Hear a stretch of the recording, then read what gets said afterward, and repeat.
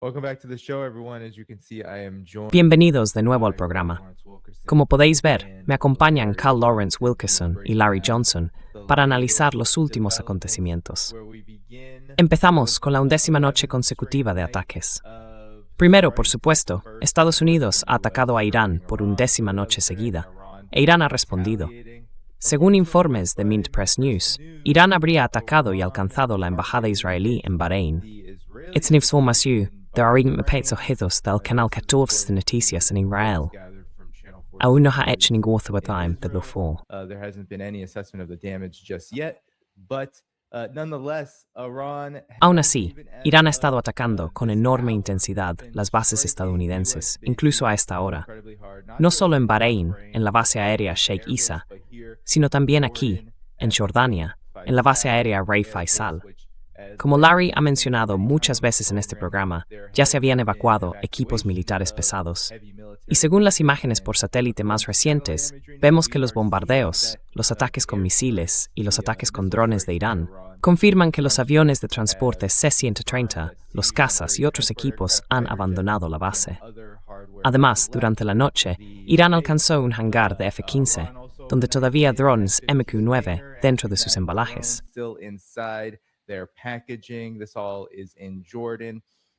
Todo esto está ocurriendo en Jordania, en Bahrein y en Kuwait.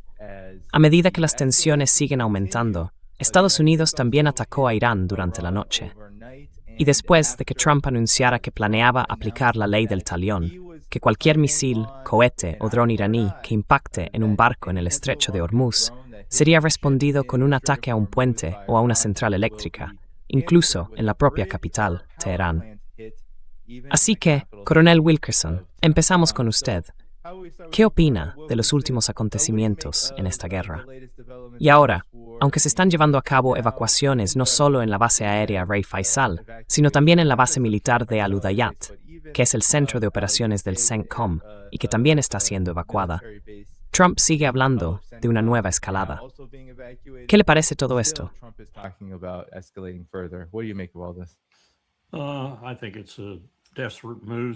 Creo que son los movimientos desesperados de un hombre desesperado. La pregunta es, ¿sabe él que está desesperado? Y hasta cierto punto, la gente que le rodea, especialmente el secretario de Defensa, él mismo está teniendo sus propios problemas en el Congreso, incluso con su propio partido, tratando de justificar todo ese dinero que está pidiendo. Y por lo que yo sé, no se está dando una razón muy clara o racional de por qué lo quiere, qué va a hacer con él o por qué lo necesita con tanta urgencia. Así que creo que tenemos una administración atrapada en una guerra cuyo significado quizá ni siquiera comprende y que tampoco entiende la importancia del hecho de que está siendo derrotada de forma clara y contundente.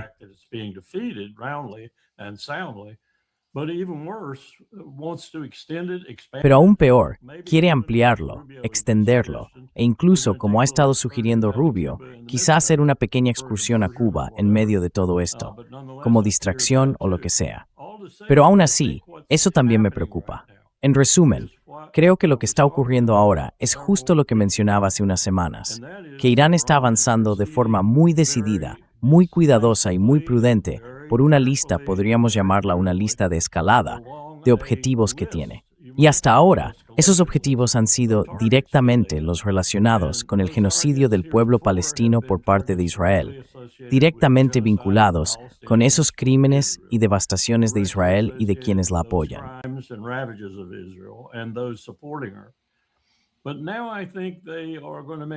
Pero ahora creo que van a tomar algunas decisiones para ir más allá. Y con eso me refiero a que van a empezar a atacar objetivos que realmente alteren y dificulten el funcionamiento de la economía global. Esos serían objetivos en Arabia Saudí y en otros lugares de la región, de carácter económico, que, como decía, ampliarían de verdad este conflicto. No creo que quieran hacerlo. Creo que les gusta, que disfrutan del hecho de que, según la mayoría de los informes, al menos 2/3 de la opinión mundial se mantiene neutral, si no está de su parte. Y más importante aún, en ese mismo informe se ve que probablemente entre un 65 y un 66% del mundo detesta a los Estados Unidos de América. Y ese rechazo crece cada día. and that detestation grows daily, and it has a number of components. Y tiene varios componentes. Algunos tienen que ver con lo que está ocurriendo en Israel, con todo lo que Israel está haciendo en Cisjordania, en Jerusalén Este, en Gaza, en Siria y en Líbano. Pero también tiene que ver con el hecho de que se dan cuenta de que lo que hace el imperio es perjudicial para sus vidas y para sus países y estados. Esta última incursión en Malí es un ejemplo. Ya no somos los amigos del mundo, y esta guerra está profundizando ese sentimiento y haciéndolo más intenso. Irán, sin embargo, creo que no quiere, como dije, pasar a ese segundo, tercer o incluso cuarto nivel de objetivos, que son principalmente económicos, aunque ya han hecho algunos ataques, como por ejemplo en Fujairah. Tengo entendido que lo han vuelto a golpear.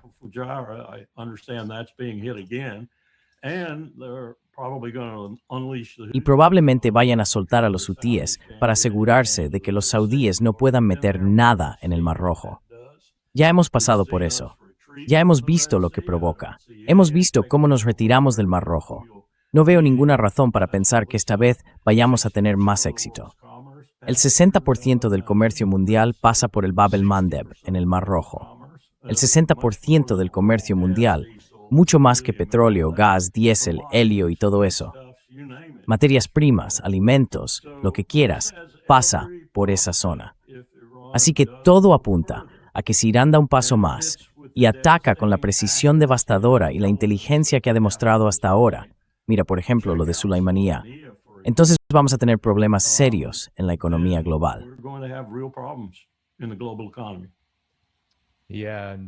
Sí, y según se informa, Yemen ha anunciado hoy por radio a un barco saudí que más les vale darse la vuelta o prepararse para encontrarse con Dios. Así que el bloqueo es muy real, muy real. ¿Cómo justificamos o cómo explicamos lo que Trump ha dicho hoy mismo en las ruedas de prensa? Por ejemplo, eso de que no se va a mover nada en el estrecho de Hormuz. Voy a matar cualquier cosa que se mueva en el estrecho de Hormuz. Ese es tu problema, tío. Ese es tu gran problema.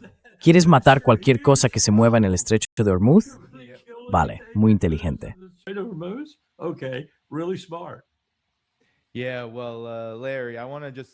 Sí, bueno, Larry, antes de escuchar tus comentarios, quiero mostrar este contraste. Estas fueron sus declaraciones de hoy. Donald Trump dijo que si Irán dispara contra un barco, ya sea con un misil, un cohete, un dron o cualquier tipo de arma, entonces Estados Unidos bombardeará y destruirá un puente o una central eléctrica, incluso las que estén junto o dentro de la ciudad capital, Teherán. Pero sin embargo, vemos que la base aérea de Al-Udeid, el centro de operaciones del Mando Central, ha trasladado todos sus aviones por los misiles iraníes. Y mientras hablamos, se informa de que misiles balísticos iraníes se dirigen ahora hacia Jordania, y las defensas aéreas estadounidenses están activas en Irak. Así que, obviamente, Larry, esto tiene consecuencias. ¿Qué opinas de este contraste entre la realidad sobre el terreno y las amenazas de Donald Trump?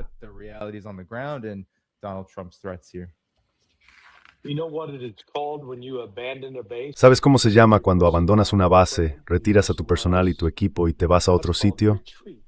Eso se llama retirada. Las fuerzas victoriosas, las que ganan, no se retiran. Puede haber una retirada táctica, sí. Pero tenemos que volver a principios de abril, cuando Irán presentó su plan de 14 puntos a Estados Unidos. Y uno de esos puntos decía, básicamente, salid del Golfo Pérsico.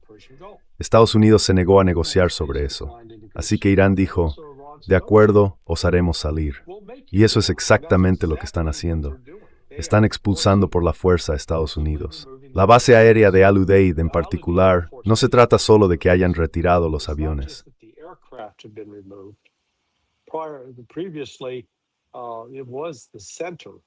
Antes, ese era el centro. Se llamaba el Centro de Operaciones Aéreas Combinadas, el CAOC, de la rama aérea del Mando Central, y se encargaba de la supervisión. Había allí en Qatar un radar valorado en más de $1,000 millones y al menos otros 2 sistemas de radar que según creo costaban entre 300 y 500 millones. Y esos radares estaban activos. Estaban dispuestos de tal forma que podían identificar de inmediato el lanzamiento de un misil desde Irán, seguir su trayectoria, saber dónde iba a impactar y avisar a Israel con hasta 30 minutos de antelación, lo cual es extraordinario. Ahora ya no se puede hacer eso.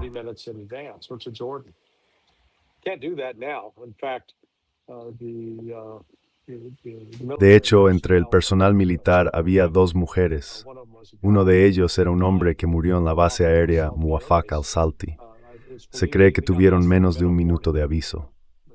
Irán ha destruido de forma efectiva más de 19 sistemas distintos de radar y de comunicaciones por satélite. Hicieron eso en las 3 o 4 primeras semanas de la guerra. Así que desde entonces no tienen que preocuparse por los radares de alerta temprana, ni por el uso de esos radares integrados en sus sistemas de defensa, lo que hace que las defensas aéreas sean aún menos eficaces. Ya eran ineficaces, pero ahora son realmente malas. Así que por un lado, tienes eso.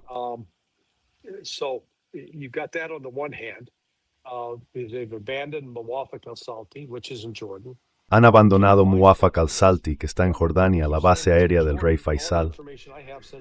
No entiendo por qué siguen diciendo que está en Jordania. Toda la información que tengo indica que está en Arabia Saudí, cerca de la frontera con Jordania. Curioso. En cualquier caso, la han evacuado. Entonces, ¿a dónde van? Pues van a Israel. Así que lo que se está concentrando ahora en Israel es una presencia estadounidense que, cuando el resto del Golfo quede libre de presencia de Estados Unidos, entonces los ataques se dirigirán contra Israel. Y si te has fijado, los israelíes, a pesar de que algunos hablan con dureza, han intentado mantenerse al margen de esta guerra. Incluso Ben-Gvir dijo, bueno, que no quería involucrarse.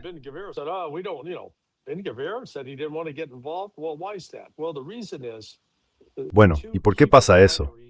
Pues la razón es que las dos refinerías clave de Israel, una está en Haifa y la otra creo en Tel Aviv, que procesan el petróleo con alto contenido de azufre para producir diésel y combustible para aviones, están dañadas.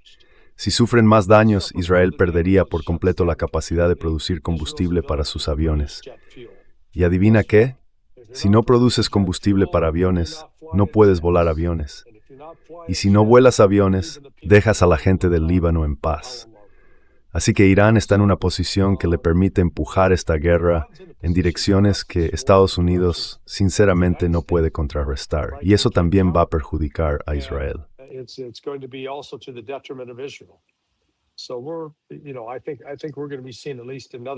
Creo que vamos a ver, al menos durante otra semana, a Estados Unidos intentando intensificar estos ataques. El otro problema al que se enfrenta Estados Unidos es el agotamiento de su fuerza de misiles de precisión. Ya sea en defensa aérea, en misiones SEA con los misiles HARM, SEAD significa supresión de la defensa aérea enemiga, o con los misiles ofensivos de largo alcance del PRSM, de los que ya se han quedado sin existencias, que se lanzan desde los HIMARS, o con los Tomahawk y los JAS. Están en niveles críticos que no permiten mantener las operaciones.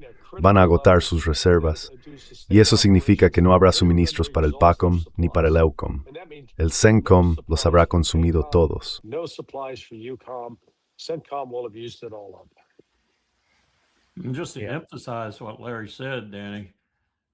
Solo para recalcar lo que ha dicho Larry, Danny, lo que estás viendo es un plan de campaña muy sofisticado por parte de Irán, solo en ese aspecto. Imagina consolidar, y creo que Netanyahu está empezando a preocuparse seriamente por esto, concentrar la capacidad principal de ataque aéreo, o al menos gran parte de ella, entre Israel y Estados Unidos. Y todo eso en un espacio diminuto, realmente entre Tel Aviv y Nazaret.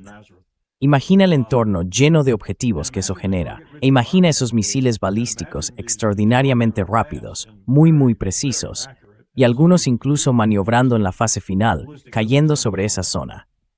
Esto sería, en términos operativos, un plan de campaña a nivel de guerra que dejaría atónitos a los del Pentágono, porque estamos haciendo exactamente lo que se necesita para causar la máxima devastación. Concentrar nuestro poder de combate en un espacio estrecho, muy limitado y abarrotado, esto va a estar en un desastre.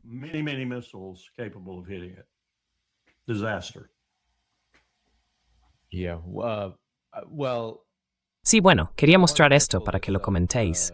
Según se informa, Estados Unidos ha notificado a Israel un plan para intensificar los ataques. Eso incluye planes inminentes para aumentar la agresión militar contra Irán, incorporando por primera vez bombarderos pesados como los B-1 y los B-2 en la campaña en curso. Hablemos de eso, Larry o Coronel Wilkerson. Quizá Larry, puedes empezar tú. Sabes, Israel no ha estado participando en estos ataques. De hecho, hay algunos informes que dicen que funcionarios israelíes consideran esto favorable, que prefieren que sean los Estados Unidos quienes se enfrenten a Irán, mientras ellos se ocupan de otros frentes.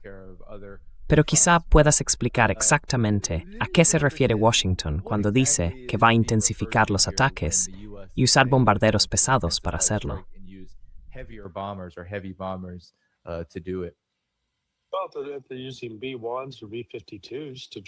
Bueno, están usando B-1 o B-52 para lanzar lo que llaman la madre de todas las bombas. Van a atacar los sitios nucleares, van a ir a por la montaña Pickaxe, van a ir a por Fordo o Isfahan. Y si hacen eso, Irán ya ha dejado claro que va a atacar instalaciones nucleares en Oriente Medio. Bueno, solo hay dos. Los Emiratos Árabes Unidos tienen una central nuclear y luego está Dimona en Israel. Esos son los dos principales. Así que Irán, ya sabes, Irán no se está dejando intimidar por estos ataques. Ya ha dejado muy claro que va a responder. De hecho, ya ha respondido. Ha causado enormes daños a Estados Unidos, probablemente del orden de $40,000 millones, solo por los daños en las bases de Kuwait, Bahrein, Qatar, Arabia Saudí, los Emiratos Árabes Unidos y ahora Jordania.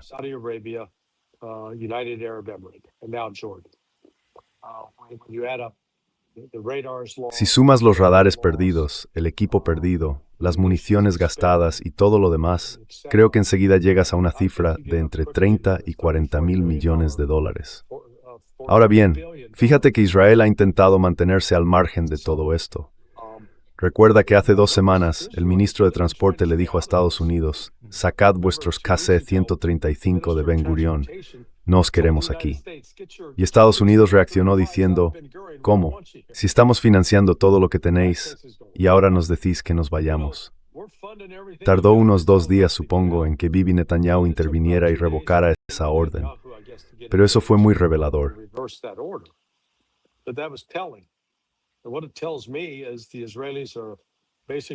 Lo que eso me dice es que los israelíes están básicamente asustados, porque temen que esta vez los vayan a atacar de una forma en la que no fueron atacados durante la guerra de 12 días con Irán, en junio de 2025.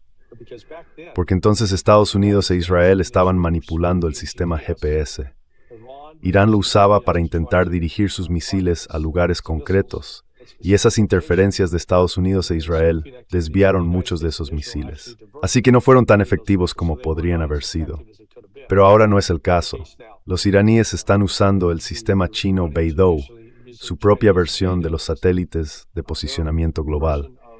Es un sistema muy preciso, más preciso que el GPS, y ha demostrado ser muy eficaz para destruir objetivos clave en las bases estadounidenses del Golfo y también en puntos estratégicos de Israel.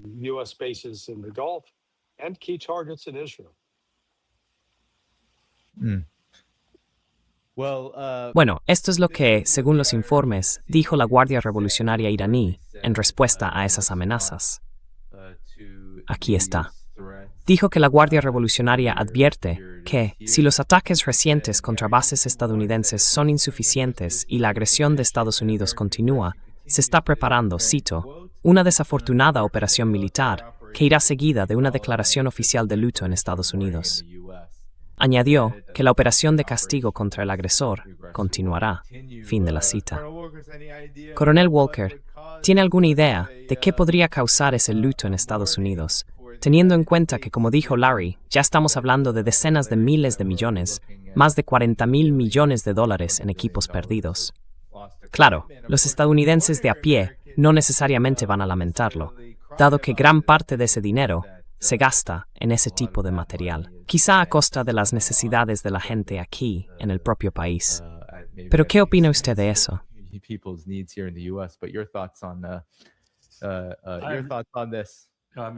¿Qué pienso de esto? No tengo ni idea de qué están hablando. Podría imaginarme algunas cosas, pero de verdad, no tengo ni idea de qué están hablando. Mentiría si dijera que lo sé.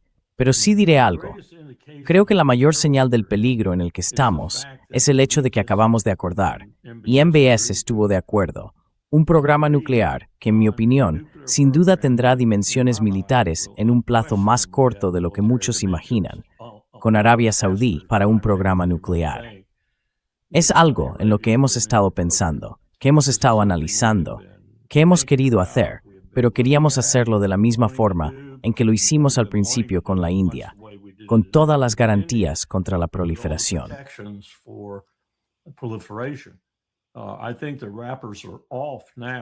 Creo que ya se han quitado las máscaras.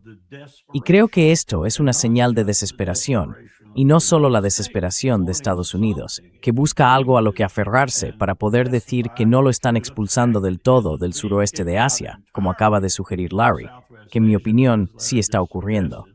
Y lo mismo pasa con MBS, que intenta desesperadamente mantener el viejo orden, por así decirlo, al menos de forma provisional, y sacar algo de ello. Y lo que quiere sacar de ahí es tecnología nuclear de Estados Unidos, que luego convertirá rápidamente en lo que quiera, en lo que respecta a un programa militar.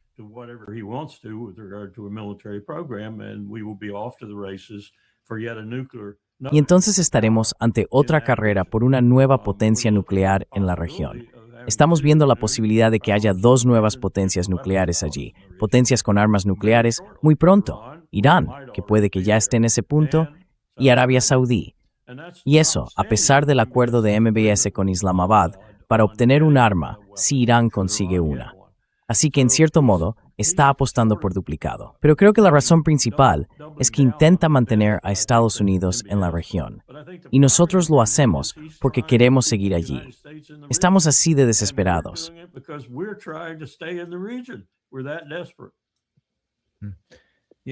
Sabes, Larry, hay una cosa que tengo clara, déjame comentar eso. Claro, Construir una planta de enriquecimiento.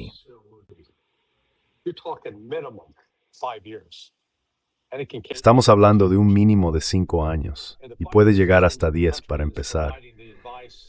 Y esos 5 años se dan por hecho solo si el país que ofrece el asesoramiento y la orientación tiene experiencia.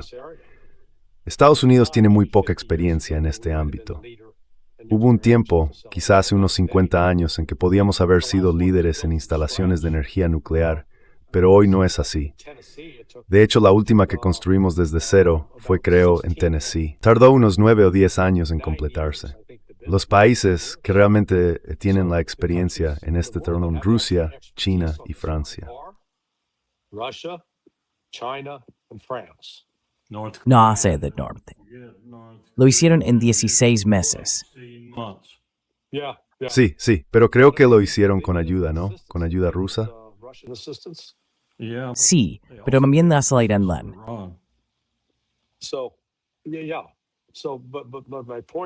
Sí, bueno. Pero mi punto es que Estados Unidos, mira, es como un mecánico de Ford que solo sabe trabajar con motores de gasolina y se ofrece a ayudar a un concesionario de Tesla a reparar su coche. No tiene realmente la experiencia necesaria. Sí, sabe en general cómo funciona un coche, pero no tiene esa especialización concreta. Así que, en líneas generales, estoy de acuerdo con lo que dice el coronel Wilkerson. Esto podría introducir otra dinámica desestabilizadora en la región. La única buena noticia es que no va a pasar pronto, simplemente porque, incluso cuando consigan la planta de enriquecimiento, luego tienen que resolver de dónde van a sacar el uranio enriquecido para empezar. ¿Quién produce eso en el mundo? Ah, claro, Rusia. Así que, pero creo que el coronel Wilkerson ha dado en el clavo. Esto es un acto de desesperación por parte de Estados Unidos para intentar seguir siendo relevante, cuando en realidad ya no lo es tecnológicamente en este ámbito. Y eso es lo realmente sorprendente.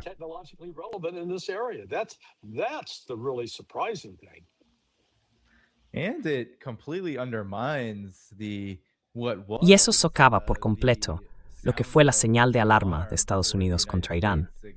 Esa mentira de que Irán estaba construyendo un arma nuclear solo porque tenía un programa nuclear. Exacto.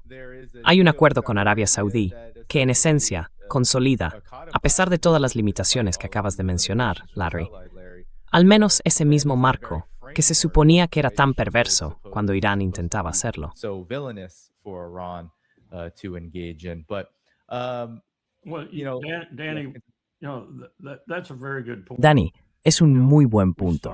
Empezamos con un acuerdo nuclear con Irán, que estaba probablemente en torno al 94 o 95%. Y cuando tienes un nivel de cumplimiento así, deberías sentirte seguro de mantener a Irán en el camino en el que ya estaba, es decir, sin construir un arma nuclear, al menos durante 25 años. Y siempre se podía renegociar, y probablemente se habría hecho en ese periodo si hubiéramos tenido líderes que no estuvieran fuera de sí. Pero lo tiramos por la borda, lo tiramos completamente. Negociamos con las potencias del mundo que realmente estaban preocupadas, incluidas Rusia y China. Negociamos de buena fe por ambas partes, en todos los sentidos, y probablemente se habría mantenido, igual que el protocolo adicional, el acuerdo del TNP, el acuerdo de salvaguardias y todo lo demás que Irán ha cumplido.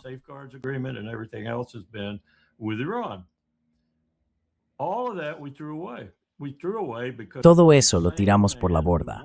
Lo tiramos por culpa de un hombre desequilibrado que quería cerrar, por así decirlo, un acuerdo mejor que el que consiguió aquel hombre negro en la Casa Blanca. Y peor aún, era comunista, era demócrata. Tiramos todo eso a la basura. Y ahora tenemos exactamente lo que Larry y otros ya han dicho, un desastre. Un conflicto absurdo del que Estados Unidos no va a poder salir sin sufrir enormes pérdidas. De hecho, ya las está sufriendo. No hay manera que Irán pierda.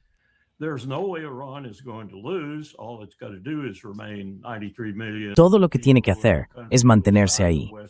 93 millones de personas en un país del tamaño de Europa Occidental, con un terreno tan variado que no te lo creerías si lo vieras, con temperaturas extremas, montañas y desiertos. No va a desaparecer pronto. Y por cierto, he mencionado que tiene un aliado llamado China, la primera economía del mundo, y otro aliado llamado Rusia, probablemente el ejército y la base industrial de defensa más curtidos en combate del planeta. ¿Lo he mencionado? Pues ahí es donde estamos, con este presidente insensato que empezó queriendo conseguir un trato mejor que el hombre negro en la Casa Blanca. yeah, I mean that's critical context. Sí, claro, eso es un contexto fundamental. Larry, quería leer rápidamente los ataques que ocurrieron anoche, solo algunos ejemplos de Irán y luego algunos de Estados Unidos. Y quizá puedas ayudarnos a entender qué está atacando Estados Unidos y por qué en comparación con Irán. Así que aquí empecemos con los ataques estadounidenses. Estados Unidos bombardeó Bab Aban con misiles HIMARS, atacó Hamadan, también golpeó la provincia del Kurdistán, en la ciudad de Baneh, y la provincia del Kurdistán en Irán, el puerto de Bushehr, Tabriz, Bandar Abbas, Torbat y Chabahar, que han sido objeto de ataques de forma habitual.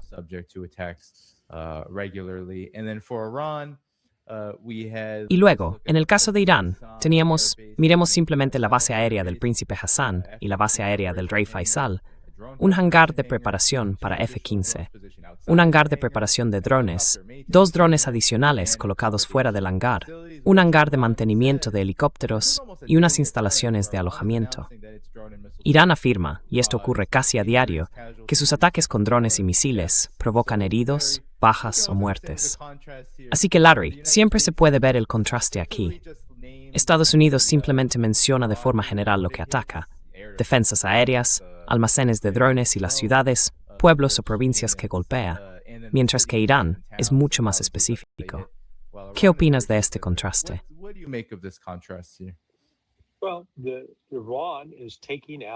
Bueno, Irán está eliminando sistemas de armas ofensivas o la capacidad de Estados Unidos para seguir realizando ataques ofensivos. Pero lo que está haciendo Estados Unidos es enfadar a Irán. Ya sabes, no están debilitando de forma significativa la capacidad de Irán para lanzar misiles. De hecho, eso fue una de las cosas más interesantes que salieron de la audiencia de ayer en el Senado, con Pete Hegseth y Dan Kine, el general Kine. Los senadores estaban bastante desconcertados. Decían algo así como: oye, nos dijisteis que los habíamos aniquilado, que destruimos su ejército, su capacidad de ataque, que habíamos debilitado su fuerza militar, su sistema de misiles, y sin embargo nos están machacando cada día. ¿Qué está pasando? They're pounding the hell out of us every day. What's going on? Oh, we're winning. Just trust us. We're winning. That was the answer. Ah, estamos ganando. Confía en nosotros, estamos ganando. Esa era la respuesta. Ridículo. Entonces, Irán, ya sabes, Irán, si lo miras otra vez, volviendo al inicio de la campaña militar, el 28 de febrero, la respuesta inicial de Irán se centró en destruir los radares que dan la alerta temprana, los que permiten coordinarse con los sistemas de defensa aérea para ayudarles a localizar y derribar misiles entrantes. Después, eliminar los radares, eliminar la defensa aérea y, a partir de ahí, bombardear libremente de tomen esas bases.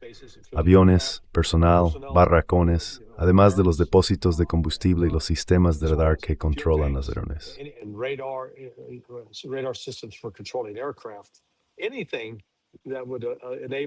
Cualquier cosa que permita usar esa base para operaciones ofensivas.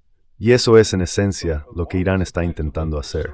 Estados Unidos sigue presumiendo, diciendo, hemos destruido esto. Pero muchas de las cosas que creen estar destruyendo podrían perfectamente ser señuelos, porque Irán ha sido lo bastante inteligente como para colocar falsos objetivos y decir, mira, qué lanzador tan grande y tan visible hemos dejado ahí. Y entonces Estados Unidos desperdicia otro misil Tomahawk en un blanco falso y no puede reemplazar ese Tomahawk en mucho tiempo. De verdad, creo que la gente no se da cuenta de lo grave que es este agotamiento.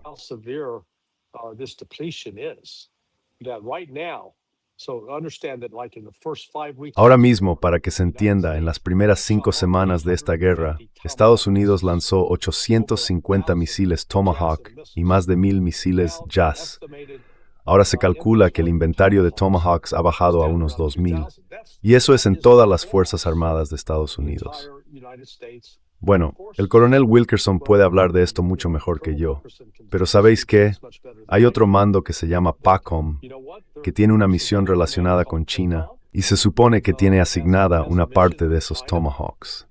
Y hay otro grupo, el EUCOM, el mando europeo, que también debería tener su parte de Tomahawks para hacer frente a la horda rusa cuando cruce rugiendo por el corredor de Fulda.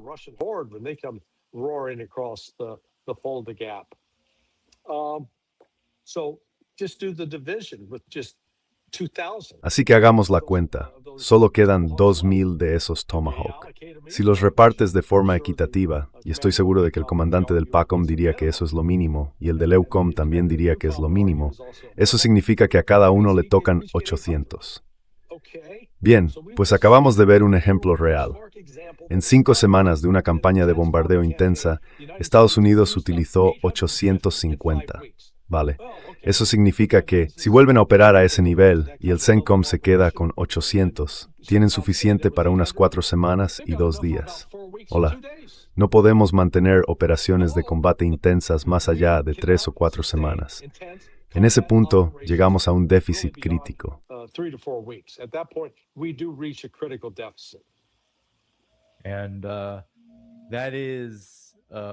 Y eso además, teniendo en cuenta que esta última oleada de ataques no ha sido tan intensa como los primeros 40 días, 39 o lo que fuera al principio. Así es. Mire, quería mostrarle esto, coronel Wilkerson, antes de que empiece a comentar. Anoche, estos barcos pesqueros civiles fueron atacados por Estados Unidos y el mando central afirmó que eran lanchas rápidas. Así que este es otro elemento más de todo esto. Estados Unidos dice que está atacando objetivos militares, pero en realidad no solo está golpeando objetivos civiles, sino que además intenta presentar esos lugares civiles como si fueran, crímenes de guerra, básicamente, como objetivos militares. Danny, somos muy buenos atacando pescadores en el mar, en barcas pequeñas. Sí, este es uno de los grandes logros de la última administración de Trump.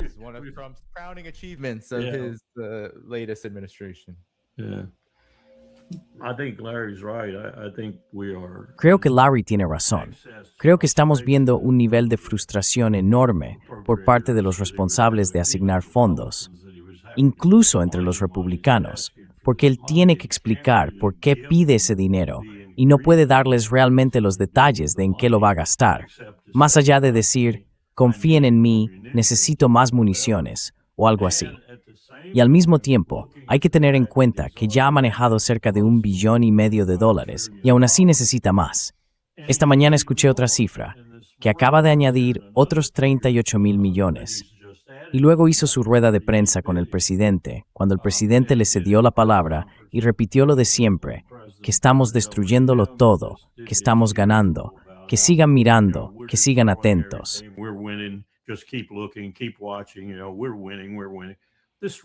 Sabes, estamos ganando, estamos ganando.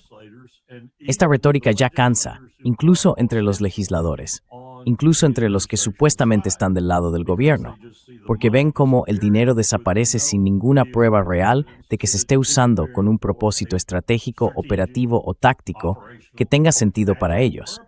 Tienen que fiarse simplemente de la palabra de X. Y no creo que ni siquiera esta gente sin luces en el Congreso, y ahí incluyo a algunos demócratas, como mi propio senador Mark Warner, al que escuché el otro día hablar del tema, no creo que ni ellos se lo crean. Me quedé asombrado bueno, no debería haberme sorprendido, pero me pasa cada vez que oigo a alguien como Warner o Kane o a cualquier otro del lado demócrata sumarse a esta repulsión hacia Rusia e Irán.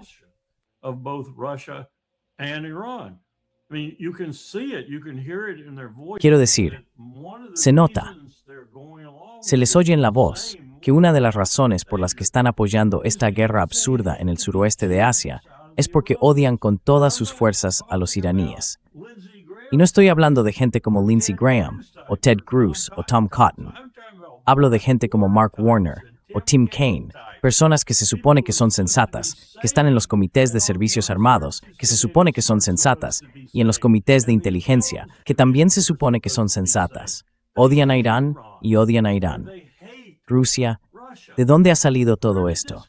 ¿Y por qué está alimentando buena parte de esta locura de seguir dando dinero al Pentágono, cuando el Pentágono ni siquiera puede explicarles con detalle, ni siquiera decirles de qué libro están sacando sus decisiones en estos conflictos?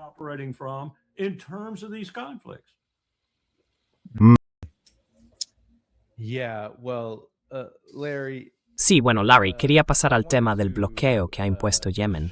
Según los informes, las Fuerzas Armadas yemeníes dijeron que un barco saudí recibió un mensaje por radio VHF que decía: «Hermanos, dad la vuelta o enfrentaos a Dios».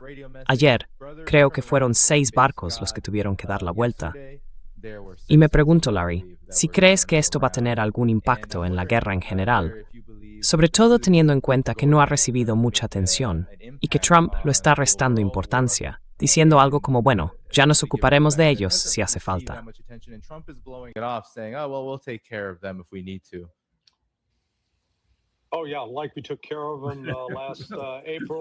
Ah, sí, como cuando dijimos que nos habíamos ocupado de ellos en abril y mayo, que se habían rendido, que habíamos ganado, que podíamos volver a casa, pero no se habían rendido. Así que es importante entender que no han bloqueado Bab el-Mandeb. Y aprendí que Bab el-Mandeb significa algo así como la puerta de las lágrimas o la puerta del lamento. No es precisamente un lugar de entrada acogedor.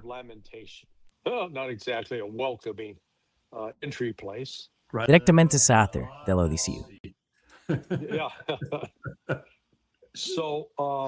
Sí, lo que ha hecho Irán es que está siendo bloqueado, tanto por un bloqueo aéreo impuesto por Arabia Saudí como por otras restricciones. Así que ahora han respondido imponiendo su propio bloqueo. No han lanzado misiles balísticos contra Yanbu, que es el principal puerto petrolero saudí en el Mar Rojo.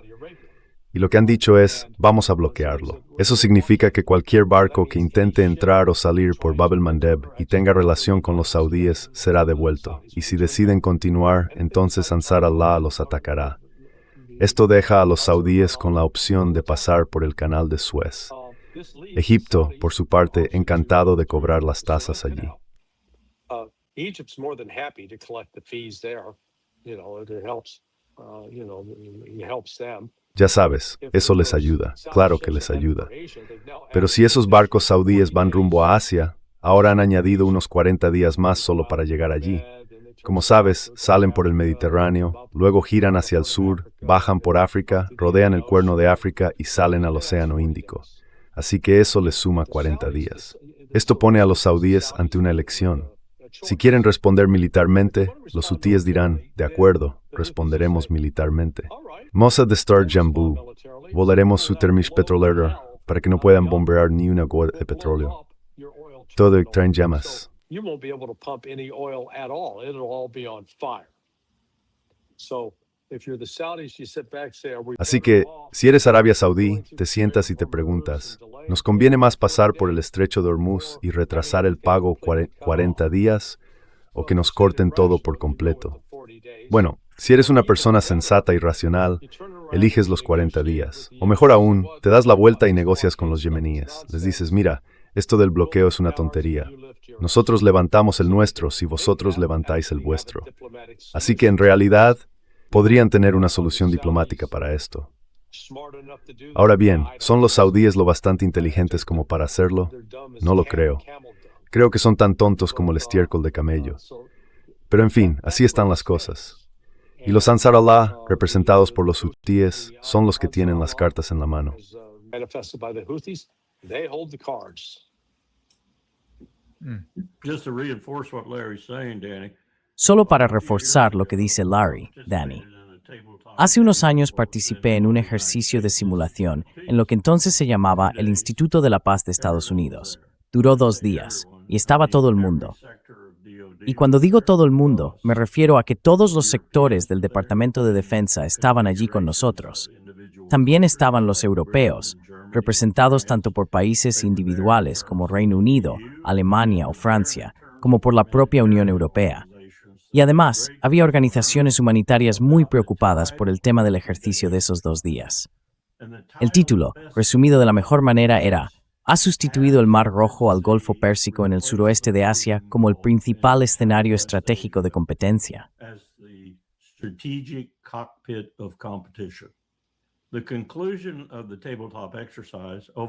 La conclusión del ejercicio de simulación fue, de forma abrumadora, por ejemplo, Mercy estaba allí, una gran organización humanitaria, que todos los participantes, tanto militares como civiles, y también los que estaban en medio, como aseguradoras o navieras, coincidieron en lo mismo.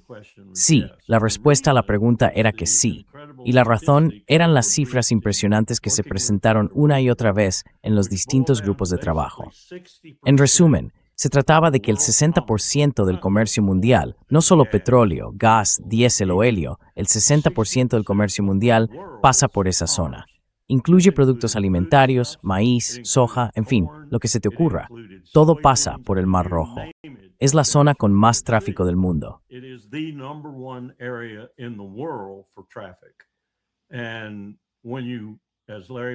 Y cuando tú, como insinuaba Larry, y nosotros nos quedamos sorprendidos al verlo, porque acabábamos de hacer otro estudio sobre el Estrecho de Malaca, descubrimos que lo del Estrecho de Malaca estaba algo exagerado. Se pueden encontrar alternativas. Son complicadas, pero no tan caras. Puede que añadan 2 o 3 días más de navegación, pero hay formas de rodearlo y llegar al mar de la China meridional. En cambio, no hay alternativas baratas, como acaba de decir Larry, para los saudíes que cruzan el canal de Suez en un tránsito de 40 días. Cuando rodeas el Cabo de Buena Esperanza, incluso solo al salir y dar la vuelta por allí, los costes de envío aumentan un 2 o 3% o incluso más.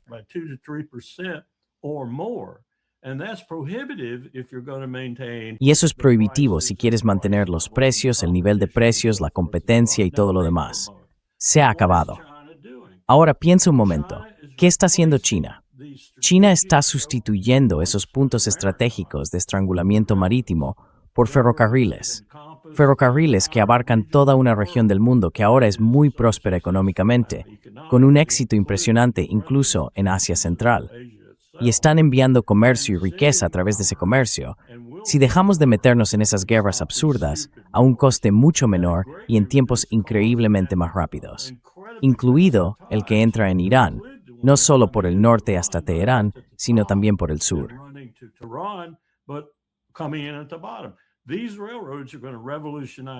Estos ferrocarriles van a revolucionar la economía mundial y van a cambiar la dinámica de un mundo dominado por el mar, que establecieron Gran Bretaña y Estados Unidos, muchas gracias, para pasar a un mundo dominado por la tierra. Y va a haber una lucha tremenda por todo esto. De hecho, ya la hay. Estamos viendo algunas de sus manifestaciones ahora mismo. Pero en resumen, si alguien entra ahí y causa un daño serio al tráfico que pasa por el Mar Rojo, va a afectar a todo el planeta y lo va a afectar de forma muy significativa. And you're going to impact it significantly. Yeah.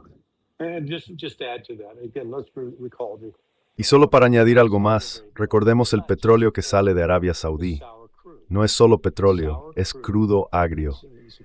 Y el crudo agrio es un componente fundamental, la base para producir diésel y combustible de aviación, por la forma en que se han diseñado las refinerías, que están hechas específicamente para procesar ese tipo de petróleo.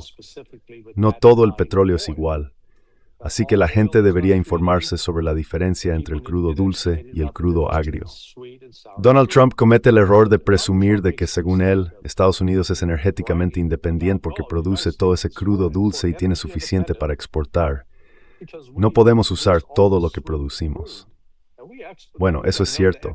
We can't use everything we produce. Well, that's true, but that sweet crude is not. Pero ese crudo ligero no se convierte fácilmente en diésel ni en combustible de aviación por la forma en que están construidas las refinerías.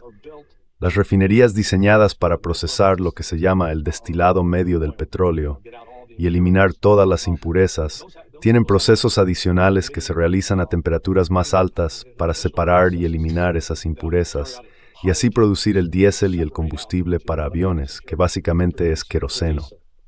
Así que, si ahora se corta ese suministro desde Arabia Saudí, porque ellos están aportando, creo, entre 4 y 5 millones de barriles al día, no cambia por completo la situación, pero sí es suficiente para mantener algo en el sistema.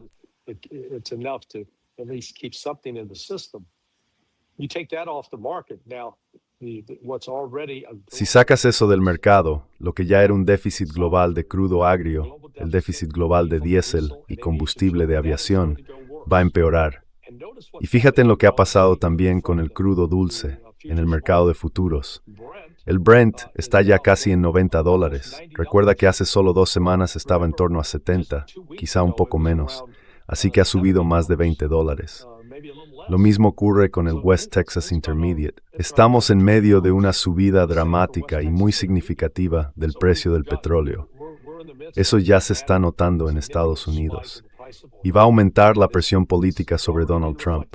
Odia el precio alto del petróleo porque sabe que enfada a los consumidores cuando tienen que pagar más por la gasolina en la gasolinera. And we're looking, Danny, we're looking at a new phenomenon. Estamos viendo un fenómeno nuevo, algo que hasta donde yo sé, nunca ha existido en los mercados del petróleo. Hay un país en el mundo tan rico que está comprando, puede comprar y va a comprar tanto petróleo que tiene el mismo efecto que tenía la OPEP en el pasado, cuando simplemente retenía producción o hacía cualquier otra cosa para subir los precios, pero por una razón opuesta, porque consume muchísimo. Si el Politburó decidiera ahora mismo lanzarse de lleno al mercado y volver a llenar su reserva estratégica de petróleo, que en este momento está bastante baja en China, y además es mucho más grande que la nuestra, entonces distorsionarían el mercado mundial del petróleo.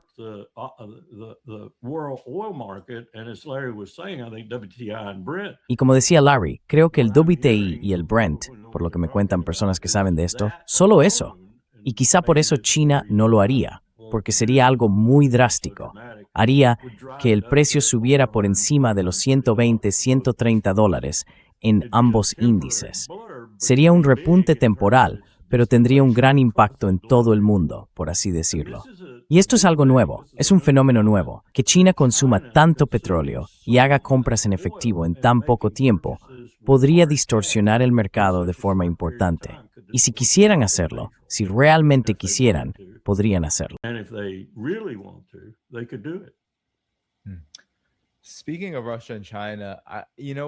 Hablando de Rusia y China, ¿sabes qué es lo más interesante? Marco Rubio hizo unas declaraciones hoy, justo antes de viajar a Manila para la cumbre de la ASEAN. Comentó sobre el posible apoyo de Rusia y China a Irán, especialmente teniendo en cuenta lo devastadores que han sido los ataques en Jordania. Pero Larry, Vamos a escuchar esto, porque Irán señaló que recibió información de inteligencia muy útil en sus recientes ataques contra bases estadounidenses en Jordania, procedente de los propios jordanos, de contactos dentro del país. Me gustaría que comentaras eso, teniendo en cuenta esas declaraciones y las dudas sobre el apoyo de Rusia y China. ¿Hubo algún acuerdo sobre la injerencia en las elecciones? No hablamos de ese tema. Señor secretario, China y Rusia están proporcionando información de objetivos a Irán. Estos últimos ataques han sido muy devastadores para las tropas estadounidenses. Mira, lo único que diría es que, ya sabes, cada vez que estás en una zona de combate como esa, hay un peligro asociado. Quiero decir, al final, esto en realidad demuestra el punto, que esto es en lo que Irán ha estado invirtiendo su dinero durante los últimos 20 años. ¿Qué están dando China y Rusia? No voy a entrar en ese tema, salvo para decir que nada de lo que ha pasado, nada de lo que ha hecho China, ha cambiado en absoluto la trayectoria de lo que estamos viendo en cuanto a los conflictos que tenemos con Irán. De hecho, en algunos casos han sido bastante cooperativos respecto a lo que podrían haber hecho, pero no hicieron. Creo que los chinos, y dejaré que sean ellos quienes lo digan, no son precisamente admiradores de lo que Irán está intentando hacer en los estrechos. De hecho, lo han dicho públicamente, que se oponen.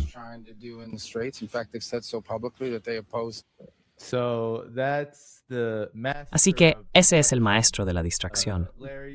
Larry, tus comentarios, sobre todo teniendo en cuenta que Irán ha dicho claramente que está recibiendo información de inteligencia de países de la región, de socios, de gente que les está filtrando información, en este caso, de Jordania.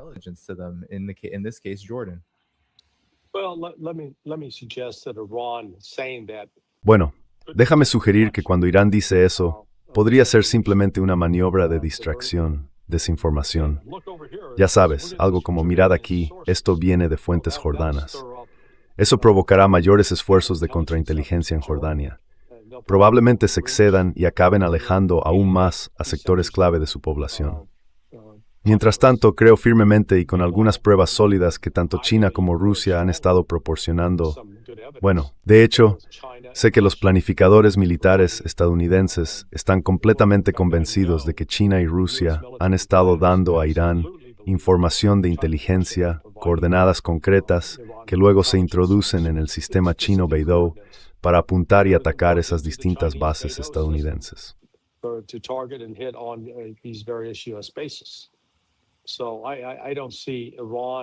Así que no veo a Irán saliendo públicamente a admitir, sí, China nos ha dado toda esta ayuda. También creo que China, de hecho, ha proporcionado a Irán algunos misiles, sobre todo misiles antibuque, pero también otros misiles balísticos de corto y medio alcance que se pondrán a prueba en condiciones de combate. Porque claro, ahora mismo lo único que tiene China son pruebas realizadas en un campo de tiro. Pero si realmente los lanzaran contra un sistema estadounidense, donde hay un sistema de defensa de Estados Unidos, ¿cómo se comportaría ese misil?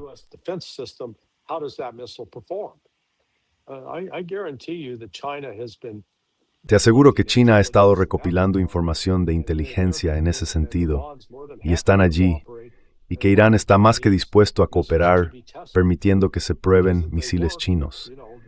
Porque si funcionan, ya sabes, eso va a crear problemas para Estados Unidos. Y si no funcionan, le indica a China que tiene que volver a la mesa de diseño. No quieren esperar hasta verse en una pelea real con Estados Unidos, de la que Estados Unidos siempre está hablando. Pero antes de llegar a eso, intentan averiguar cómo hacer que esos sistemas funcionen.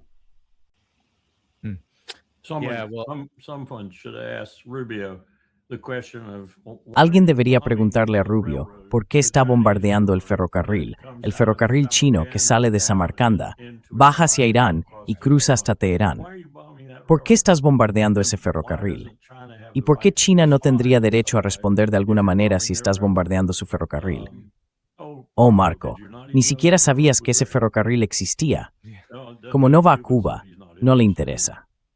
Y la otra parte de todo esto es que, Si uno intenta atribuir algún tipo de razón estratégica a esta administración, y yo lo hago hasta cierto punto, están las personas que están detrás de Peter Thiel, por ejemplo, o detrás de J.D. Vance, gente preocupada, creo yo, y también quienes están detrás de algunos de esos personajes adinerados que apoyaron a Trump desde el principio, lo que solemos llamar el Estado profundo.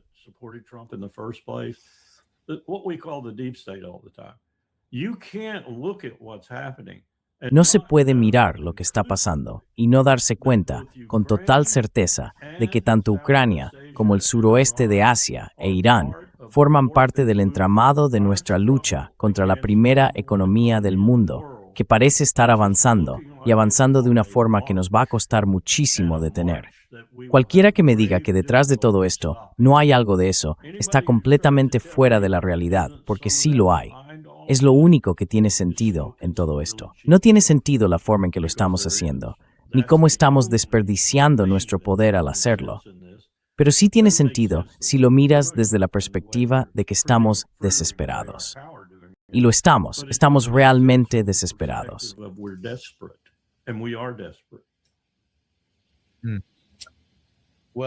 Bueno, Larry, ya sé que sí. ¿Algún comentario final antes de que te vayas? No, solo quiero reforzar lo que ha dicho el coronel Wilkerson.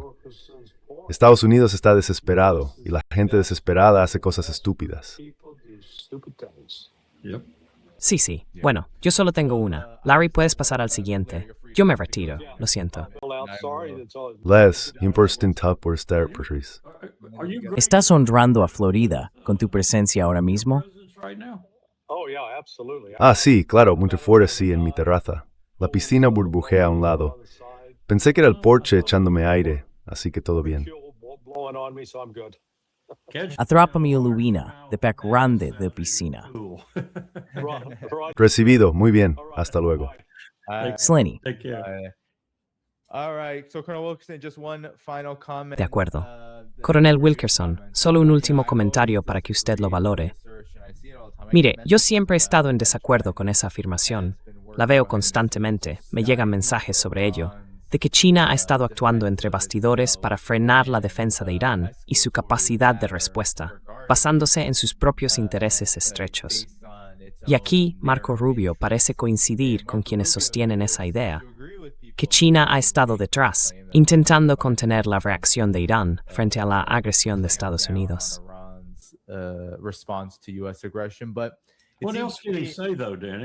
¿qué más puede decir, Danny? Quiero decir, ¿qué más puede decir? Es el secretario de Estado, supuestamente. No lo parece mucho, pero en teoría lo es. Va a decir que China le está ayudando, porque Estados Unidos, enfrentándose a China e Irán juntos, y ya ni hablemos si se suma Rusia, eso es una apuesta perdida.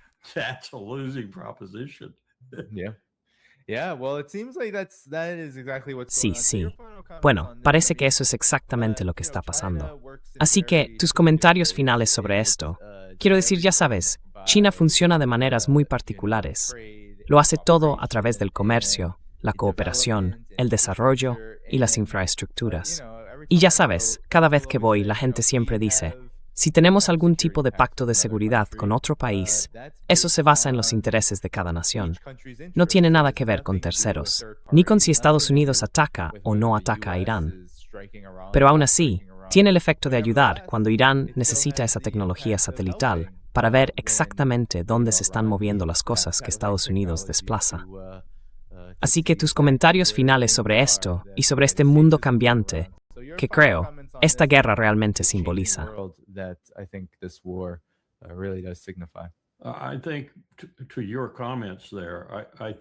Creo que respecto a lo que comentas, el mantra de los chinos ahora mismo, por decirlo al estilo de Sun Tzu, o más bien al estilo de Deng Xiaoping, sería algo así como, si tu enemigo se está suicidando, dale más balas.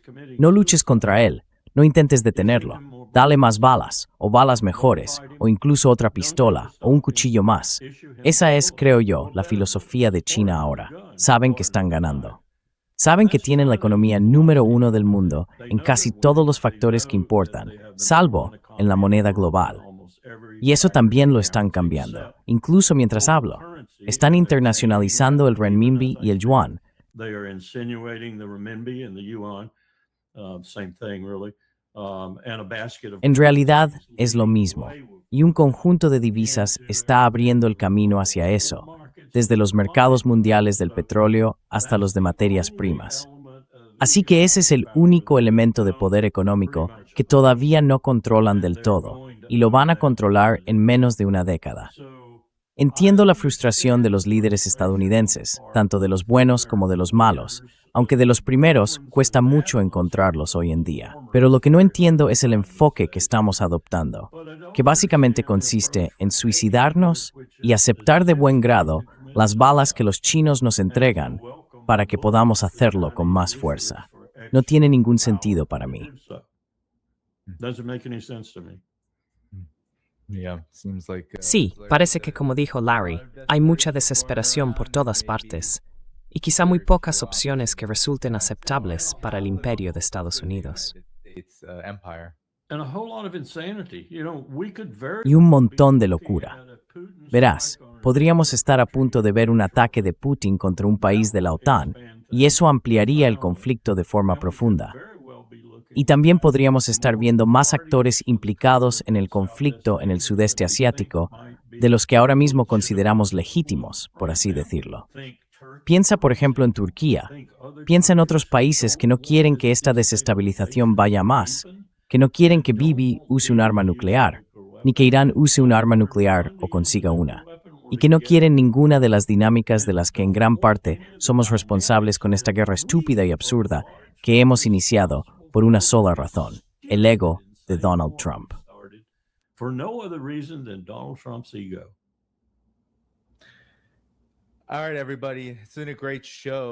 Muy bien, amigos. Ha sido un gran programa. Demos las gracias al coronel Lawrence Wilkerson por quedarse hasta el final conmigo, y también a Larry Johnson. Mañana estaré de vuelta a la 1 de la tarde, hora del este, con Pepe Escobar, el 23 de julio. No olvidéis darle al botón de me gusta antes de iros. En la descripción del vídeo podéis encontrar cómo apoyar este trabajo, en Patreon, Substack y mucho más. También estoy preparando algunas novedades para los miembros de YouTube, de Patreon y de Substack, para tratar temas que normalmente no puedo cubrir aquí en el programa. Y además, estoy montando una estructura más sólida para las noticias de última hora, para todos vosotros. Así que este canal va a estar muy activo en los próximos meses. Muy bien, amigos, dadle al me gusta antes de iros. Gracias de nuevo al coronel Lawrence Wilkerson y también a Larry Johnson. Thank you again, and thanks to Larry Johnson.